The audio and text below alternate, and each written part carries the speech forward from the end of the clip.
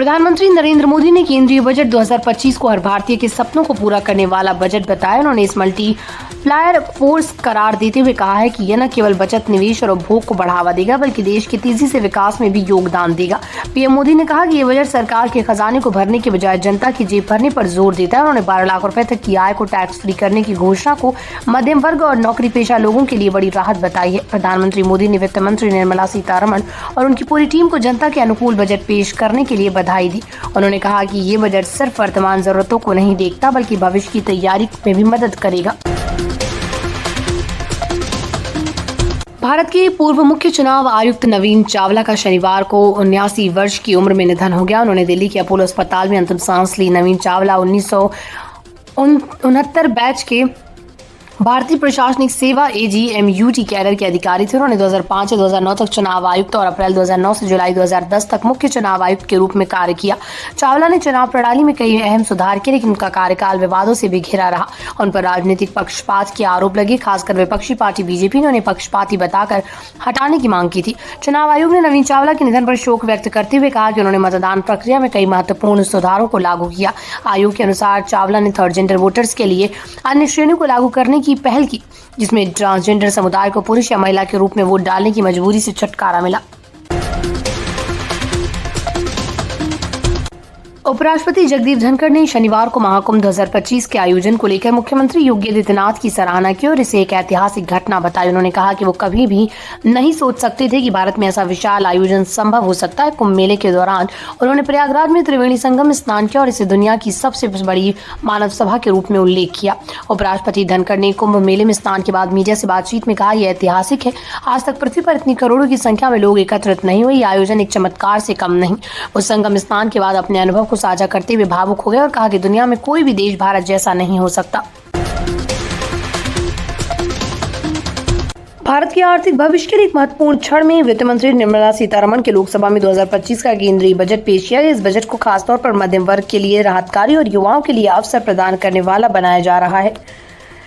इस बजट में आयकर सीमा बढ़ाने के लिए कई बड़े ऐलान किए गए। इसके अलावा पर्यटन क्षेत्र जैसे महत्वपूर्ण सेक्टरों पर भी विशेष ध्यान दिया गया। बजट पेश किए जाने के बाद प्रधानमंत्री नरेंद्र मोदी ने देश को संबोधित किया और इस बजट की सराहना करते हुए कहा कि भारत के सपने को पूरा करने वाला बजट है। प्रधानमंत्री ने इस बजट में युवाओं के लिए किए गए प्रयासों को और विकसित भारत की दिशा में इसकी भूमिका पर जोर दिया।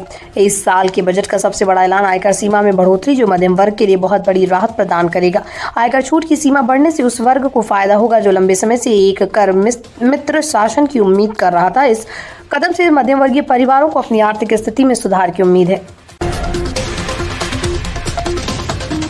वित्त मंत्री निर्मला सीतारमण ने शनिवार को आम बजट 2025 पेश किया, जिसमें कई बड़े ऐलान किए गए। ये बजट या आर्थिक सुधारों की दिशा में उठाया गया कदम है। वहीं इसे आगामी दिल्ली और बिहार विधानसभा चुनावों से जोड़कर देखा जा रहा है। दिल्ली में 4 दिन बाद मतदान है और बिहार में भी चुनावी बिगुल बज चुका है। ऐसे में इस बजट को नहली पर दहला माना जा रहा है। दिल्ली में इस बार बजट में मध्यम वर्गों को खास तवज्जो दी गई। सबसे बड़ी घोषणा आयकर छूट को लेकर हुई, जिसमें अब 12 लाख रुपए तक की आय पर कोई कर नहीं लगेगा। इस ऐलान को भाजपा का चुनावी मास्टर स्ट्रोक बताया जा रहा है। दिलचस्प बात यह है कि दिल्ली के पूर्व मुख्यमंत्री अरविंद केजरीवाल ने कुछ दिन पहले ही मोदी सरकार से 10 लाख रुपए तक की आय पर टैक्स की माफी मांगी थी।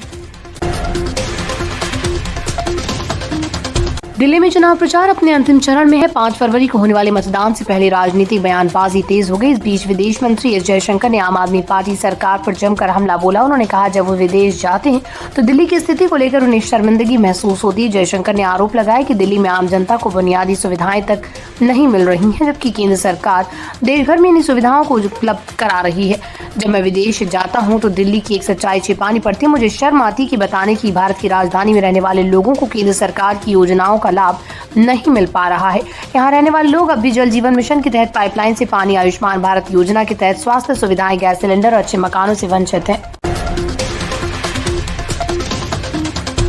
बॉलीवुड अभिनेत्री सोनम कपूर लंबे समय से फिल्मों से दूर हैं, लेकिन वो किसी न किसी कारण चर्चा में बनी रहती हैं। हाल ही में सोनम कपूर ने सब्यसाची के 25वें सालगिरह के मौके पर आयोजित एक इवेंट में शिरकत की थी।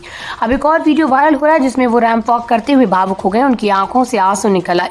ये वीडियो सोशल मीडिया पर तेजी से वायरल हो रहा है और यूजर्स की प्रतिक्रियाएं भी अलग अलग आ रही हैं। सोनम कपूर ने हाल ही में गुरुग्राम में आयोजित एक फैशन इवेंट में रैंप वॉक किया, जो मशहूर फैशन डिजाइनर रोहित बल के निधन के बाद उन्हें श्रद्धांजलि देने के लिए था। इस दौरान सोनम कपूर इतनी भावुक हो गई कि वो रैंप पर चलते चलते रोते रो पड़ी। सोनम ने रैंप पर कदम रखा और कुछ पल बाद अचानक उनकी आंखों में आंसू आ गए। इसके बाद उन्होंने हाथ जोड़कर श्रद्धांजलि अर्पित की और रैंप वॉक पूरी की। इस पल को देखकर सोनम के फैंस और अन्य लोग भावुक हो गए, लेकिन कई यूजर्स ने इस पर अपनी अलग अलग प्रतिक्रिया दी है।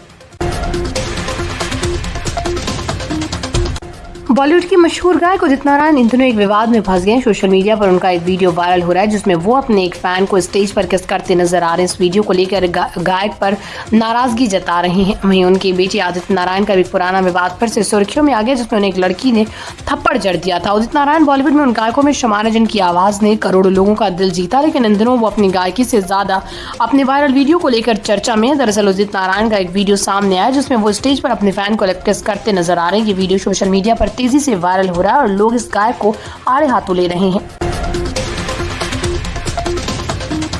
महिला प्रीमियर लीग 2025 का तीसरा सीजन 14 फरवरी से शुरू होने जा रहा है और इस बार टीमों को अपने अपने खिलाड़ियों और कप्तान को लेकर बड़ी चुनौतियों का सामना करना पड़ रहा है। इस बीच यूपी वॉरियर्स को एक बड़ा झटका लगा क्योंकि उनकी कप्तान एलिसा हीली इस पूरी सीजन से बाहर हो गई। ये निर्णय टीम के लिए खास चुनौतीपूर्ण होगा जो टीम की अगुवाई करेगा। हाल ही में ऑस्ट्रेलिया की महिला क्रिकेट टीम ने इंग्लैंड के खिलाफ एक ऐतिहासिक पिंक बॉल टेस्ट मैच जीतने के बाद एलिसा हीली ने ये चौंकाने वाला बयान दिया और उन्होंने कहा कि वो लंबे समय से अपने दाहिने पैर में स्ट्रेस इंजरी का सामना करना पड़ रहा है, जिसके चलते वो WPL 2025 में खेलने में असमर्थ है। एलिसा हीली की कप्तानी में यूपी वॉरियर्स ने पहले और दूसरे सीजन में अच्छा प्रदर्शन किया। हालांकि दूसरे सीजन में टीम चौथे स्थान पर रही थी। पहले सीजन में उनके नेतृत्व में टीम ने क्वालीफायर में स्थान बनाया था। भारतीय क्रिकेट टीम एक बार फिर इतिहास रचने की बेहद करीब है। अंडर 19 महिला T20 विश्व कप 2025 के फाइनल में भारत और दक्षिण अफ्रीका की टीमें आमने सामने हैं। भारतीय टीम ने इस टूर्नामेंट में जबरदस्त प्रदर्शन किया और अब इसके पास लगातार दूसरी बार चैंपियन बनने का सुनहरा मौका है। इस ऐतिहासिक मैच में सभी की नजरें भारत की स्टार ओपनर त्रिशा गोंगड़ी पर टिकी होगी, जिन्होंने पूरे टूर्नामेंट में शानदार बल्लेबाजी की। अगर त्रिशा फाइनल में भी अपनी शानदार फॉर्म बरकरार रखती है तो न केवल टीम इंडिया को जीत मिल सकती है बल्कि एक बड़ा व्यक्तिगत रिकॉर्ड भी अपने नाम कर सकती है। त्रिशा इस टूर्नामेंट में भारतीय टीम की सबसे मजबूत बल्लेबाज कड़ी रही हैं। उन्होंने अब तक 6 पारियों में 265 रन बनाए। उनका औसत 66.25 स्ट्राइक रेट 149 रहा है।